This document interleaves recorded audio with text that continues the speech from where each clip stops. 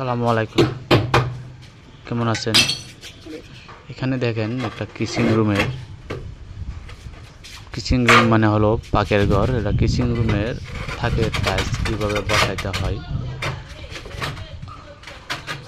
আশা করি সকল ভাই দেখবেন। দেখেন কিচিং রুমের টালিগুলো ফিটিংয়ের সময় কীভাবে বসাইতে হয়, কীভাবে টালিগুলো আটকাবে। এখন আমরা একটা স্ল্যাবের টাইলস করিতেছি, কারণ অংশটা টাইলস করবো। আশা করি সকল ভাই ভিডিওটা শেষ পর্যন্ত দেখবেন। আমার এই কিচিং রুমের টাইলসের কাজটা, পুরো কাজটা আপনারা হয়তো দেখতে পারবেন। নিজের হাতে কিচিং রুমের টাইলস করিতেছি, তাই আপনারা সকল ভাইয়ের কাছে আমার রিকোয়েস্ট, কিচিং রুমের টাইলসের কাজ আসলেও আপনারা ভিডিওটা আমার দেখবেন, তাই কাজটা আসলেও আপনারা বুঝতে পারবেন কীভাবে করতে হয়। ভিডিওর শেষ পর্যন্ত দেখবেন। এখন আমি কিচিং রুমের স্ল্যাবের নিচের অংশটা টাইলস ফিটিং করতেছি। আমরা প্লেটগুলো বসাইতেছি, কারণ কিভাবে বসাইতে হবে ভিডিওটা আপনারা দেখবেন, দেখলে হয়তো চিনতে পারবেন। এখান দেখেন বসানি হইতেছে, কারণ অনেক মিস্ত্রি বাইরেও কাজকাম করেন, আমি নিজেও করি। কারণ আপনারা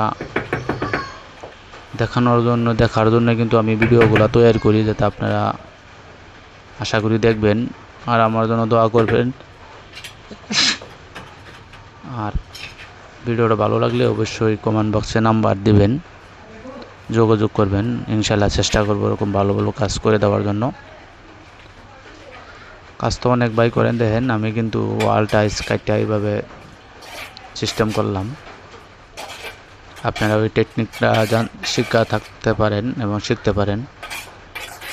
কর্মটা ভাই শিক্ষা থাকলে লস নাই, আপনারা যে কোনো সময় কর্মটা কাজে লাগে। কাজটা নিজের অন্তর থেকে কাজটা শিখতে হয়, তো কাজটা দেখবেন কীরকম হইতেছে।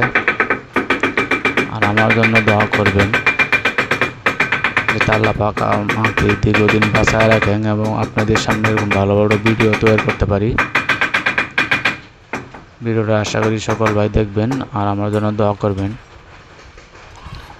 লাইক কমেন্ট করে পাশে থাকবেন। দেখেন এইভাবে আপনারাও টেকনিক না জানা থাকলে আসলেও কাজে লাগে। আশা করি ভিডিওটা শেষ পর্যন্ত দেখবেন। দেখেন আমি কিভাবে জিনিসটা আটকিয়ে দিলাম। এইসব কাজ কিন্তু আসলে জোরে হয় না, কিছু কাজ টেকনিক খাড়ায় কাজটা করতে হয়। আপনারা দেখেন ভিডিওটা আর বেশি বেশি